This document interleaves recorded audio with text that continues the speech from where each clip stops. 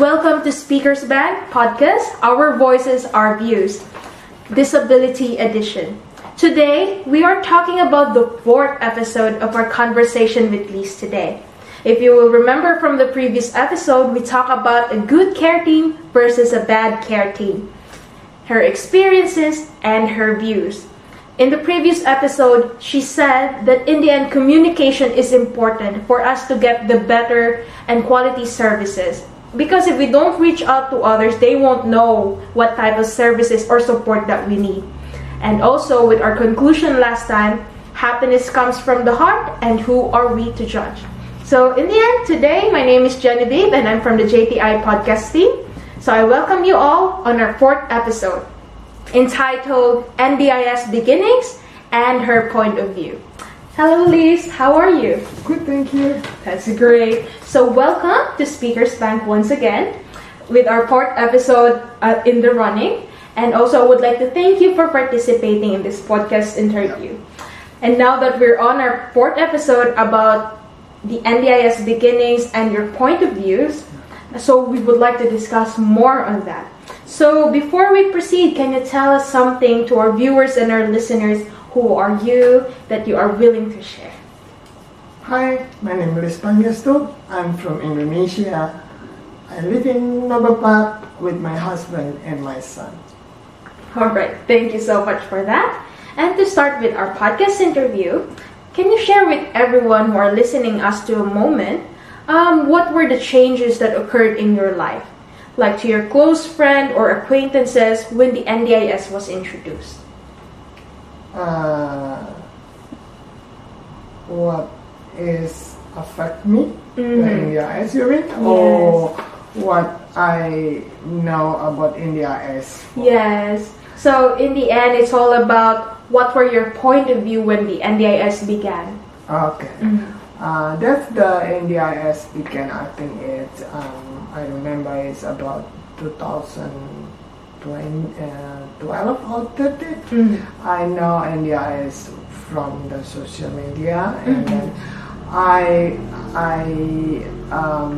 signed up for the is it the team or something, and also my son too, and he also been participated with NDIS team. Oh, okay. Yeah, and she worked for a while in that thing too. Ah, okay. Yeah, and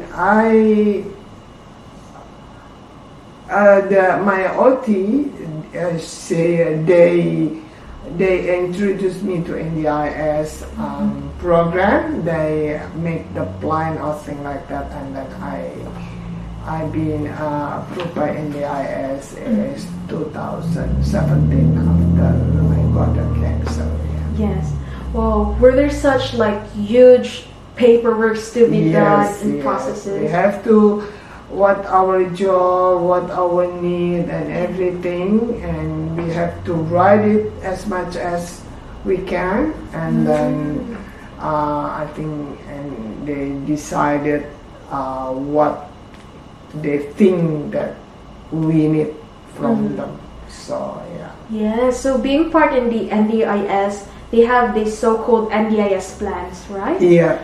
So in this one, it talks about your short-term goals and your long-term goals. Yeah, and then what I need, and then things like that. Yes, wow, that's amazing. How? Yeah, it's almost before we got approved, we have to prepare about a year or so. Maybe now is quicker because it's quite more established and more for the NDIS, because in my term is I think in the second years or third years I've been approved, so that's still quite new at that time. Yes. So a lot of requirement that really difficult. Now is more easier and more simple. It is, because the process has already been there.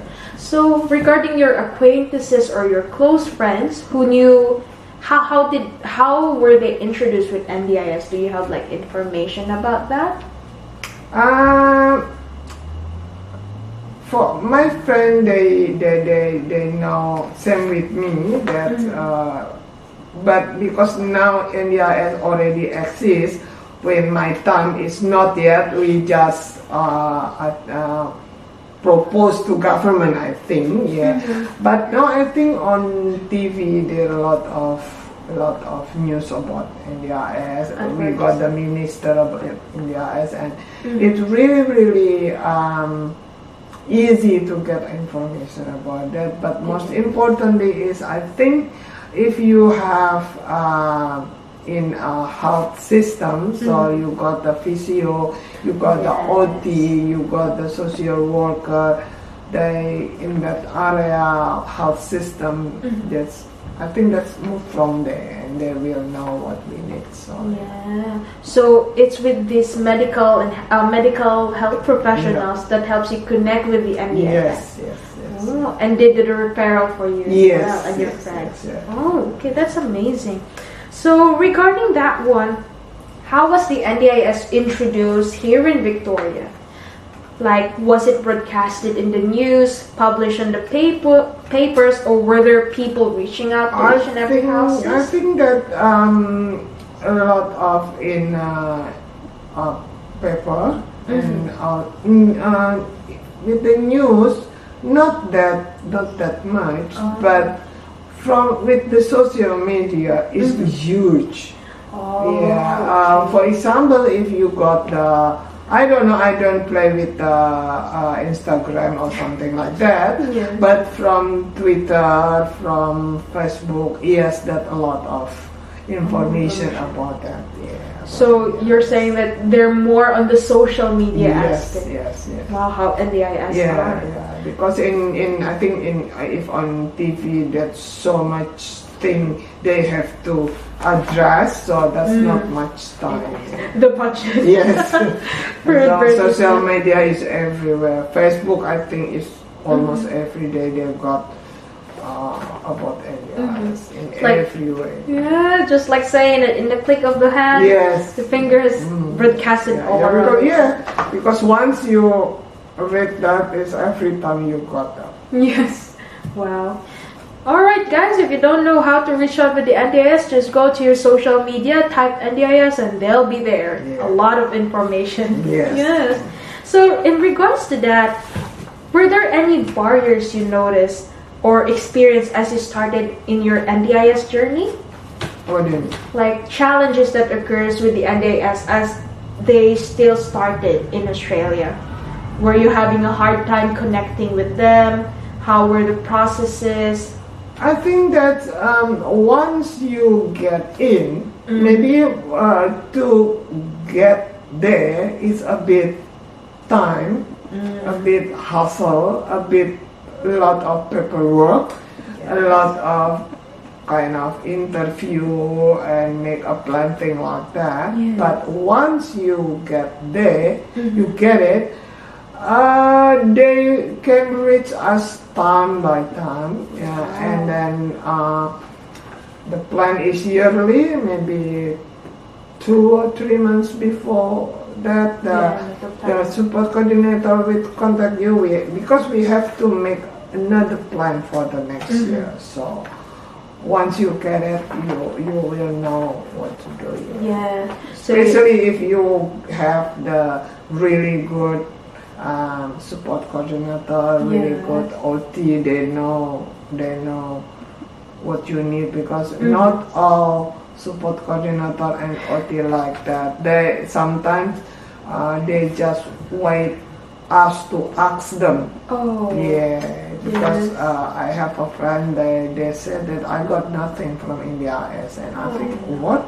I said that I get used from them. Because I got really good social worker, really good OT, really good support coordinator. That's very important. That's good to know. So in the end, you're saying that in order to connect with this NDIS, it's really important to have someone to connect with you, especially the support coordinators, the OT specialists, and medical professional in this field. But also a good one, because with the example of your friend, like they're waiting for the initiative of the client themselves. Yeah. But the question would be, what will happen if the client themselves don't know where to start? Yeah, because it happened with me the first year. I got my support coordinator. I feel so in the whole funding, I only use it one third, because I don't know what I'm eligible of. I don't know what can I do with that funding. You know, I don't know about that, so I keep waiting for her. She said that because you didn't asking anything, what should I know? And then thing like that. Learn from that, based on that. So, and then we changed the support coordinator, and I got the really good one, and it started a good teamwork with there, because in the first review day, they only asked maybe 4 people. I got 7. 7 come with me, so this very strong team. And then I see that I got a lot from there, because that I think that's the important thing, that teamwork with them. Yes, and that's what we consider as a good care team. Yes, 7 people, that would be you, sport coordinator, your ODs under different reports being gathered, and there's like, this is a strong one. Yes, so I hope everyone will be able to have such care team as well around them. Yeah, now is plenty support coordinator, so that's really and you can, if you think that this is not good for me, just change it. Because you have now a lot of options. Where they said there are a lot of fishes on the sea. Yeah, because no obligation to use one person. Yes. You can change it anytime. Absolutely. Well, in that case, if you are given a chance to speak with one of the main governing bodies of the NDIA, or the National Disability Insurance Agency, what would it be and why? I think for NDIS that need to, it's kind of in this department with the other department that are kind of the high wall that if we rank this, then I don't know, you said that this one don't know, this one don't know, we don't know where to go. Yeah, so it should be between them. They can, that's what you call it, to connect. Yeah, so that easier for us, the client, who reach out them, because if we ring them, maybe that's just customer service, that a lot of customer service, sometimes they don't know what's the current situation. They only based on the guidance there, so they don't know anything. Maybe that's the more connection with them. So in the end, for you, if you are able to reach out with someone from the NDIS, you want to ask them, who's this person I should call with? Because if you got something, just call NDIA. That's what they say. When we call them, the customer service who answer that, sometimes they don't know anything about what they ask. Especially the, how do you say that, the huge lineup. Yes, and the waiting time for you, wow. Well, that's amazing, and kind of like a hassle in a sense. They say that all in the system is always like that. Hopefully it will improve more. So with our viewers and listeners at the moment who are experiencing the same thing with you as well, what advice can you give them, or like in regards with the NDIS, how should they connect with their care team or so? Make a good team with the support coordinator. So and keep trying. If you got something problem or something, keep trying, ring them, because they always give the different answer, because when we call them, different person will and then you have to ask the the name of the person and what's that reference number? Reference yes. number. So then because we sometimes me too. Your reference number, and then at the end we talk with different people. They don't know where to look. So keep in mind if you wanna call them, ask the name of the person and the reference number based on the reference. So that's it, guys. If you're trying to reach out with any forms of government agency or so, or the NDIS, just ask for the reference number. So no matter how many customer service are answering your phone calls at the moment, they'll be able to trace down what you were conversations before. Wow, thank you so much for that, Liz. I have learned a lot from our conversation today. As much as I would like to continue with our conversation, I have to end it. Thank you so much, Liz, for sharing your views and opinions regarding the NDIS and how it's helping you at the moment, especially your point of views and your understanding about it, and sharing it to the community who are watching and listening us at the moment. Also, thank you everyone who are watching us and following us in this episode. And I would like to thank each and every one of you who are listening and following us along the way. If you have any questions, suggestions, or topic that you want us to cover, please contact us on 03-9687-7066 or visit us at www.speakersbank.org.au. This is Genevieve saying thank you, and please come again for our next episode. Please don't forget to hit the like, share, and subscribe button on our YouTube channel, Speakers Bank. And also don't forget to follow us on our Facebook, YouTube, Twitter, Instagram, and LinkedIn. Bye everyone, and have a good day. Stay safe.